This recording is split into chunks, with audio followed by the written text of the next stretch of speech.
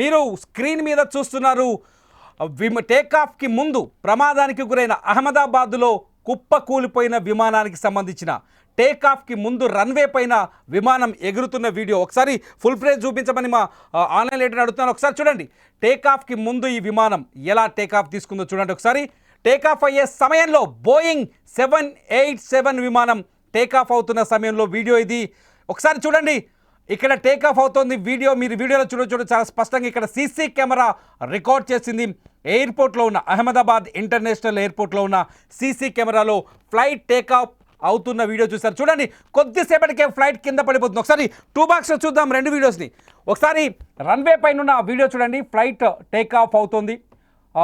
సరిగ్గా ఒక 40-50 second count చేస్తూ ఉంటే మనకు 1 2 3 4 5 6 7 8 9 10 11 12 దిగడం స్టార్ట్ అయింది.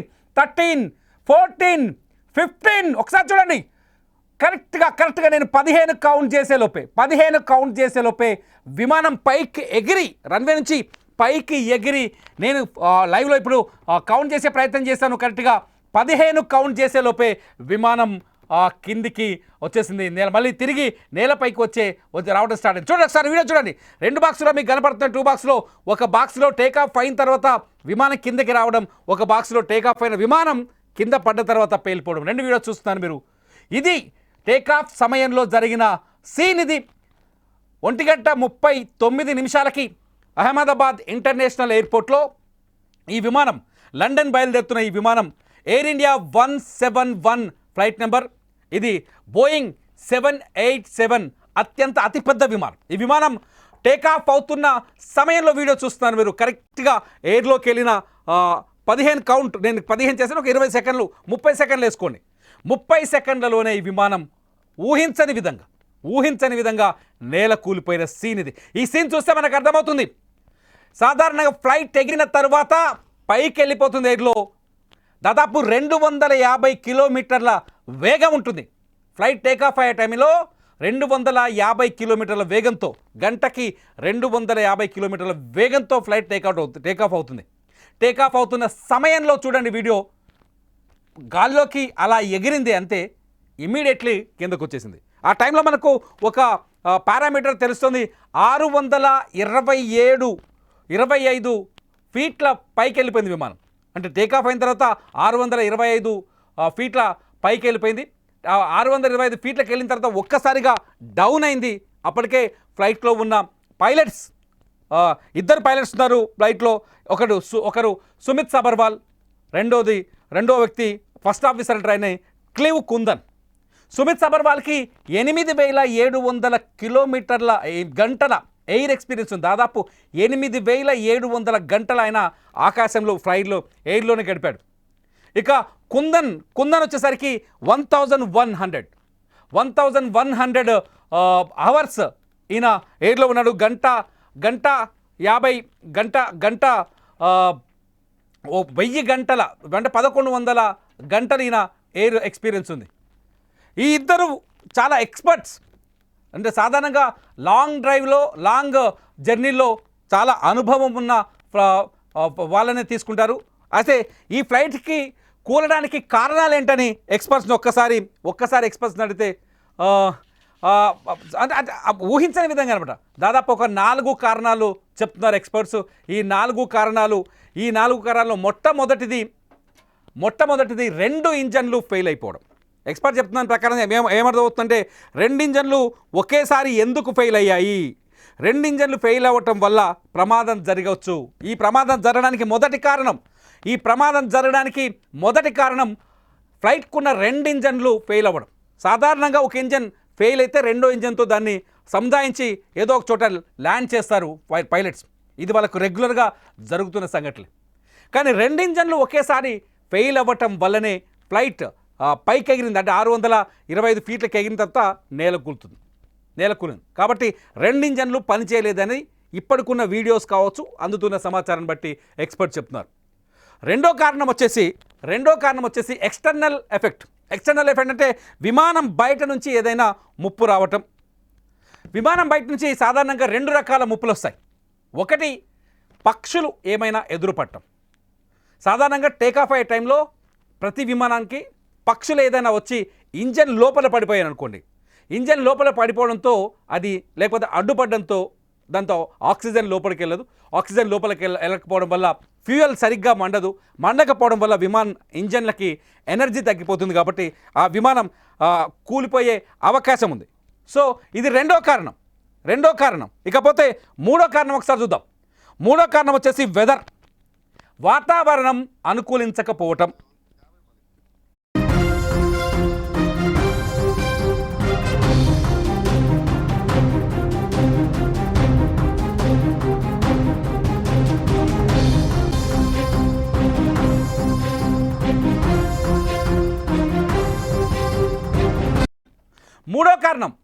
మూడో కారణం వచ్చేసి వెదర్, వాతావరణం అనుకూలించకపోతే. ఇది కూడా ఎక్స్టర్నల్ ప్రాబ్లం అయింది. ఎక్స్టర్నల్ ప్రాబ్లం, వాతావరణం అనుకూలించకపోతే ఖచ్చితంగా ఫ్లైట్ ఇబ్బంది పడే అవకాశం ఉంటుంది. కానీ ఇవాల్టి సిచ్యువేషన్ ప్రకారం అంటే ఎయిర్ సంబంధించిన స్పీడ్ కావచ్చు, వాతావరణంలో సడన్ చేంజెస్ రావచ్చు, ఇవన్నీ కొంత అంచనాకు మించి ఉండడం వల్ల ప్రమాదానికి గురయ్యే అవకాశం ఉంటుంది. కానీ ఇవాళ అహ్మదాబాద్ వెదర్ రిపోర్ట్ను చూస్తే మూడో కారణం ఇక్కడ కుదరలేదో అనిపిస్తుంది. అంటే వాతావరణం అనుకూలంగా ఉంది, ఫ్లైట్కి అనుకూలంగా ఉన్నట్టుగా కనిపిస్తుంది. నాలుగో కారణం వచ్చేసి పైలట్ ఎర్రర్. సాధారణంగా టేకాఫ్ని సరిగ్గా చేయకపోవడం, టేకాఫ్ నియమాలు పాటించకపోవడం వల్ల కూడా ఇటువంటి ప్రమాదం జరిగే అవకాశం ఉంటుంది. కానీ ఇక్కడ పైలట్ ఎర్రర్ అని చెప్పడానికి ఆస్కారం లేదు. ఎందుకంటే ఈ ఫ్లైట్లో ఉన్న ఇద్దరు పైలట్లు చాలా అనుభవజ్ఞులు, చాలా స్పష్టంగా అర్థమవుతుంది. సుమిత్ సబర్వాల్ దాదాపు 8,700 గంటలు ఈయన ఎయిర్లో ఉన్నారు. 8,700 గంటలు ఈయన ఫ్లైట్లో ఉన్నారు సుమిత్ సబర్వాల్. రెండో వ్యక్తి వచ్చేసి క్లీవ్ కుందన్ కూడా 1,100 గంటల ఎయిర్లో ఉన్నారు. సో ప్రమాదానికి ఈ 4 కారణాలే అసలు కావచ్చు. బ్లాక్ బాక్స్ బయటకు వస్తే కానీ, కాక్పిట్ అంటారు, బ్లాక్ బాక్స్ బయటకు వస్తే కానీ ప్రమాదానికి సంబంధించిన అసలు విషయాలు వెలుగులోకి వచ్చే అవకాశం లేదు. లాస్ట్లో ఈ ఫ్లైట్ నుంచి ఏటీసీకి అందిన సమాచారం ఒకటే, మేడే అంటే చాలా స్పష్టంగా ఏంటంటే విమానం మా అదుపు తప్పింది, మా చేతిలోంచి, మా కంట్రోల్లోంచి విమానం అదుపు తప్పింది, ఏమైనా అవకాశం ఉంటే మీరు కాపాడండి. మ్యాక్సిమం మేడే అని చెప్పిన పైలట్లు ఎప్పుడైనా మేడే సమాచారం అందించారంటే ఆ ఫ్లైట్ ఇంతవరకు బచాయించిన చరిత్ర లేదు. విమానాన్ని కంట్రోల్ చేసే శక్తి ఎవరికి ఉండదు చెప్పండి? ఏటీసీకి కూడా ఉండదు, అప్పటికే దాటిపోద్ది. మేడే అని చెప్పడం వెనుక ఇంకా మేము ఈ విమానం పూర్తిగా మా అదుపు తప్పింది, కంట్రోల్ తప్పిందని చెప్పడమే అని ఎక్స్పర్ట్స్ చెప్తున్నారు. సో ఈ 4 కారణాలు ఇవాళ 243 మంది ప్రాణాలు, ఫ్లైట్లో ఉన్న 243 మంది క్రూ, 2 పైలట్లు, 169 మంది ఇండియన్స్, 53 మంది లండన్ వాళ్ళు, 5 ఇంగ్లాండ్ బ్రిటిష్ వాళ్ళు, 7 వీళ్ళు పోలాండ్ వాళ్ళు, 1 కెనడాకి సంబంధించిన పౌరుడు ఒకతను, అంతా కలిసి ఒక నర్సు. ఇప్పుడే సమాచారం అందుతుంది, ఒక నర్సు లండన్లో ఉంటుంది, ఆమె కుటుంబంతో లండన్లో ఉండి ఇక్కడ గవర్నమెంట్ నర్సుగా ఏదో ప్రయత్నం చేస్తుంది. ఇక్కడ ఉద్యోగం వస్తే ఇక్కడ ఉద్యోగాల్లో జాయిన్ అవ్వడానికి కావాల్సిన ప్రక్రియను పూర్తి చేసి లండన్ వెళ్ళి తిరిగి వచ్చి జాబ్ చేసుకుందాం అనుకుందామే. ఈ ఫ్లైటే ఎక్కింది ఆమె, పాపం ఎందుకో చనిపోవడానికి ఇండియాకు వచ్చిందేమో అనిపిస్తుంది. ఈ ఫ్లైట్ ఎక్కింది ఆమె, చనిపోయినట్టుగా కొద్దిసేపటి క్రితమే సమాచారం అందుతుంది. అంతెందుకు, గుజరాత్ మాజీ ముఖ్యమంత్రి ఆయన కూడా ఈ ఫ్లైట్లో ప్రయాణిస్తూ ప్రాణాలు కోల్పోయారు. ఆయన లాస్ట్ ఫోటో కూడా ఉంది మన దగ్గర. ఫ్లైట్లో ఉన్నప్పుడు ఎవరో అభిమాని ఆయన ఫోటో ఒకటి తీసుకున్నారు, ఆ సెల్ఫీ ఫోటో కూడా మనకు అందుబాటులో ఉంది. ఇదంతా చూస్తుంటే ఏదైనా కుట్రకోణం ఉందా అనే అనుమానాలు కూడా కలుగుతున్నాయి ఒకసారి. ఎందుకంటే సాంకేతిక లోపాలుంటే ముందుగానే గుర్తిస్తారు. సాంకేతిక లోపాలు అంటే ఫ్లైట్ టేకాఫ్ అయ్యే ముందే రకరకాల టెస్టులు ఉంటాయి. అన్ని టెస్టులు చేసిన తర్వాత ఈ ఫ్లైట్ ఎగరడానికి పూర్తి అర్హత ఉందని సర్టిఫై చేసిన తర్వాత పైలట్ కూడా ఈ ఫ్లైట్లో ఎంత బరువు ఉంది, ఎంత లగేజ్ ఉంది, ఎంతమంది ప్రయాణికులు ఉన్నారు, ఈ వివరాలన్నీ తెలుసుకున్న తర్వాతనే ఫ్లైట్ టేకాఫ్ చేస్తారు. మీరు చూస్తున్నారు వీడియోలో. పైలట్ ఎర్రర్ ఒకవేళ ఉంటే అటువంటి ఎర్రర్ ఉండే అవకాశం ఉంటుంది. టేకాఫ్ నియమాల్ని పాటించకపోవడం అంటారు వీటిని. టేకాఫ్ నియమాల్ని సరిగ్గా పాటించకపోవడం వల్ల కూడా ఇటువంటి ఎర్రర్స్ వచ్చే అవకాశం కనిపిస్తుంది. 100% ఈ 4 అంటే మొత్తానికి ఈ 4 తప్పులే కారణం అనిపిస్తుంది. లేదంటే 5వ తప్పును కూడా మనం కొంత అనుమానించాల్సి వస్తుంది, ఉగ్ర కుట్ర ఉండే ఛాన్సెస్ ఉందని. ఇప్పటికే ఈ ఈ తరహా చర్చ కూడా దేశవ్యాప్తంగా మొదలైంది. ఎందుకంటే ప్రస్తుత పరిస్థితులు అందుకు అవకాశాన్ని కల్పిస్తున్నాయి. ఇక్కడ ఒకటే పెద్ద డౌట్ ఏంటంటే 2 ఇంజన్లు ఎక్స్పర్ట్ చెప్తున్నారు, 2 ఇంజన్లు ఒక్కసారి ఎందుకు ఫెయిల్ అయ్యాయి? ఒక ఇంజన్ ఫెయిల్ అయిందంటే అనుకోవచ్చు, రెండో ఇంజన్ ఫెయిల్ అయింది, రెండో ఇంజన్ కూడా ఎందుకు ఫెయిల్ అయింది? ఒక ఇంజన్ ఫెయిల్ అవ్వచ్చు, 2 ఇంజన్లు ఎందుకు ఫెయిల్ అయ్యాయి? పెద్ద డౌట్ ఇది, అతి పెద్ద డౌట్గా మారుతుంది 2 ఇంజన్లు ఎందుకు ఫెయిల్ అయ్యాయని. ఖచ్చితంగా 5వ అనుమానం ఉందా అనే ఒక సందేహం కలుగుతుంది. మీరు ఏమనుకుంటున్నారు? యాక్చువల్గా ఎక్స్పర్ట్స్తో మేము చాలామందిని మీరు మాట్లాడిస్తున్నాం, మీరు మా ఎక్స్పర్ట్స్ దగ్గర వీడియోలు చూస్తున్నారు. మనతో పాటు ఇప్పుడు బాబీ గారు, జనరల్ పైలట్ బాబీ గారు లైవ్లో అందుబాటులో ఉన్నారు. Madam, good afternoon, good evening. మీరు ఏమనుకుంటున్నారు మేడం? అసలు యాక్చువల్గా ఈ ప్రమాదానికి కారణం ఏమనుకుంటున్నారు? సార్ ఇంకా it's two early to talk. అంటే మనకి ఇంకా రిపోర్ట్స్ రాలేదు, ఇన్వెస్టిగేషన్ కావాలి. ఆ బ్లాక్ బాక్స్ అంటే ఫ్లైట్ డేటా రికార్డర్ ఉంది, మనకి కాక్పిట్ క్రూ వాయిస్ రికార్డర్ ఉంటుంది, కాబట్టి దాని తర్వాతనే అది ఇన్వెస్టిగేషన్ చేసిన తర్వాతనే తెలుస్తుంది. కానీ it is too early to talk reason ఏముంది దాని బిహైండ్ అని. ఇందులో డౌట్స్లో ఒక డౌట్ వస్తుంది, మీరు పైలట్ కదా, పైలట్ ఎర్రర్ అనే డౌట్ కూడా వస్తుంది. పైలట్ ఎర్రర్స్ అంటే ఏముంటాయి మేడం?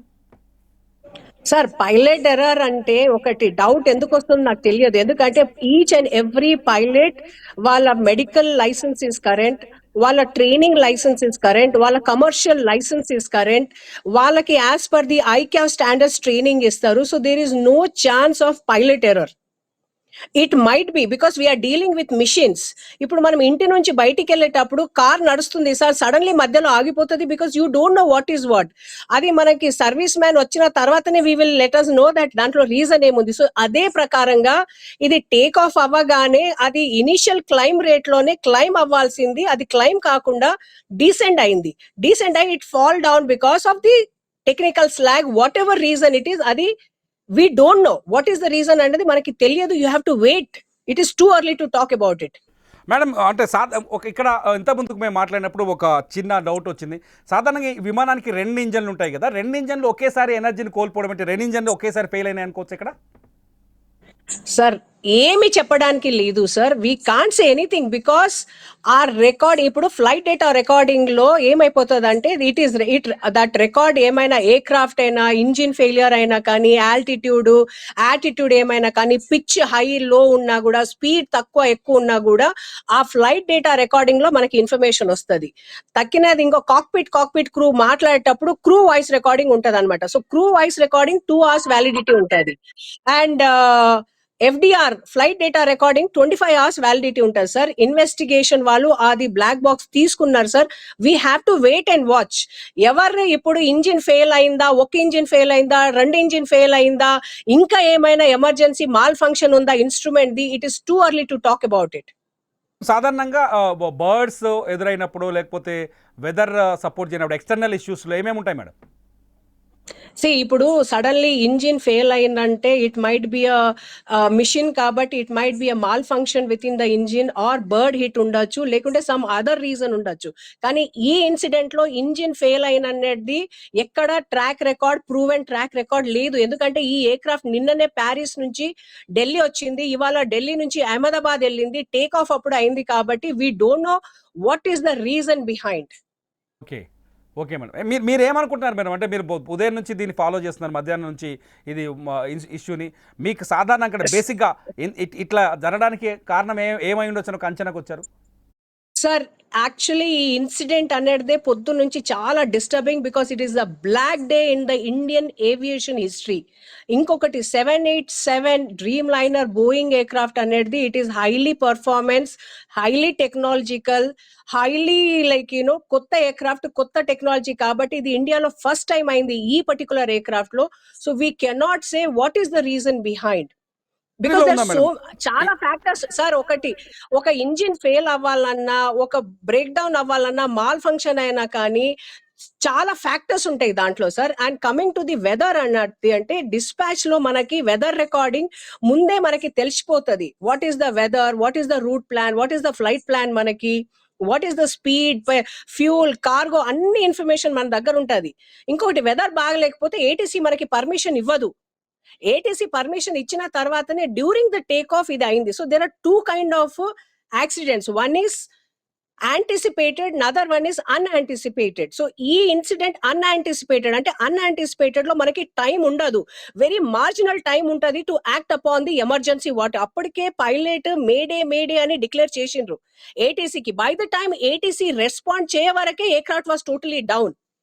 యాంటిసిపేటెడ్ ఎమర్జెన్సీలో ఏంటంటే మనకి టైం ఉంటది to act upon the emergency and then go and land in wherever destination or to the alternate destination or to come back to the original aircraft, original aerodrome. Madam ఇప్పుడు May Day అని ఒక సందేశం ఇచ్చారు కదా ఏటీసీకి. ఒకవేళ సాధారణంగా ఇటువంటి సిచ్యువేషన్ వచ్చినప్పుడు, లేకపోతే 2 ఇంజన్లు ఫెయిల్ అవటమో, లేకపోతే ఏదైనా కంట్రోల్ తప్పిపోవడమో ఫ్లైట్ పూర్తిగా, ఆ టైంలో ఎటువంటి చర్యలు తీసుకుంటారు మేడం పైలట్?